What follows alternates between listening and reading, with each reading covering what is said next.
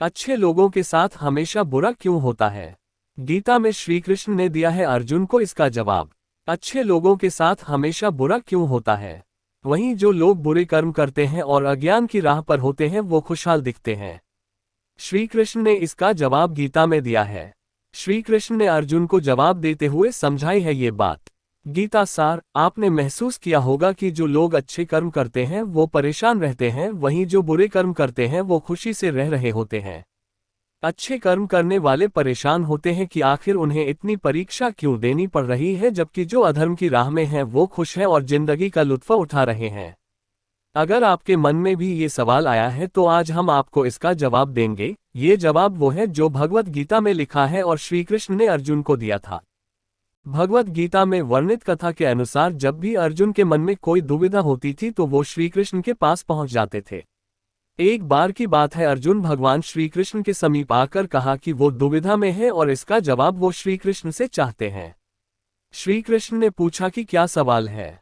अर्जुन ने कहा, मुझे ये जानना है कि अच्छे लोगों के साथ हमेशा बुरा ही क्यों होता है, वहीं बुरे लोग खुशहाल दिखते हैं।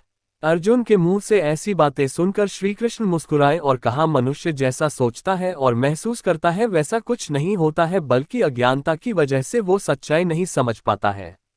अर्जुन उनकी ये बात समझ नहीं पाए। इसके बाद श्री कृष्ण ने क्या कहा वो जानते हैं। श्री कृष्ण ने अर्जुन से कहा, पार्थ, मैं तुम्हें एक कथा सुनाता हूँ, उसे सुनकर तुम समझ जाओगे कि हर प्राणी को उसके कर्म के हिसाब से ही फल मिलता है। प्रकृति हर किसी को अपनी राह चुनने का मौका देती है, अब वो मनुष्य की इच्छा पर निर्भर करता है कि उसे धर्म की राह चुननी है या अधर्म की। कथा शुरू करते हुए श्री कृष्ण ने कहा, एक नगर में दो पुरुष रहा करते थे।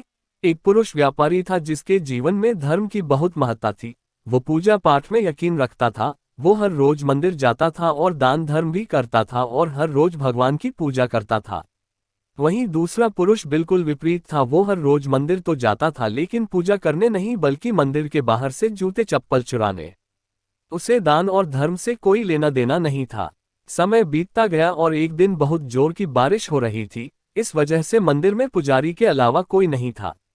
ये बात जब दूसरे पुरुष को पता चली तो उसने कहा कि ये सही मौका है मंदिर का धन चुराने का। पंडित से नजर बचाकर उसने मंदिर का सारा धन चुरा लिया। उसी समय धर्म कर्म में विश्वास रखने वाला व्यक्ति भी मंदिर पहुंचा। दुर्भाग्य से मंदिर के पुजारी ने उसे ही चोर समझ लिया और चिल्लाने लगे। वहां लोग एकत्र हो गए और उसे बहुत मारा। किसी तरह वो बचते बचाते वहां से निकला तो दुर्भाग्य ने उसका साथ वहां भी नहीं छोड़ा। मंदिर के बाहर वो एक गाड़ी से टकरा गया और घायल हो गया।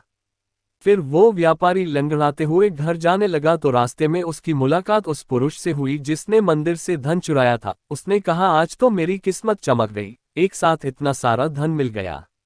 ये सब देखकर उसे बहुत बुरा लगा और उसने अपने घर से भगवान की सारी तस्वीरें निकाल दी। कुछ सालों बाद दोनों की पुरुषों की मृत्यु हो गई। मरने के बाद जब दोनों यमराज की सभा में पहुंचे और भले पुरुष ने दूसरे व्यक्ति को देखा तो उसे बहुत गुस्सा आया। उसने क्रोधित होकर यमराज से पूछ ही लिया, मैं तो हमेशा अच्छे कर्म करता था, दान में विश्वास रखता था, उसके बदले जीवन भर मुझे अपमान और दर्द ही मिला और इस व्यक्ति को नोटों से भरी पोटली। आखिर ऐसा भेदभाव क्यों? इस पर यमराज ने कहा, पुत्र, तुम गलत समझ रहे हो।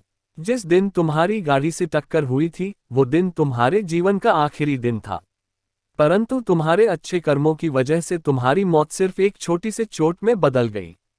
तुम इस दुष्ट व्यक्ति के बारे में जानना चाहते हो? दरअसल इसके भाग्य में राजयोग था, मगर इसके कुकर्मों और अधर्म की वजह से वो सिर्फ एक छोटी सी धन की पोटली में बदल गया। कथा सुनाने के बाद श्री कृष्ण अर्जुन से कहते हैं, पार्थ, क्या अब तुम्हें तुम्हारे सवाल का जवाब मिल गया?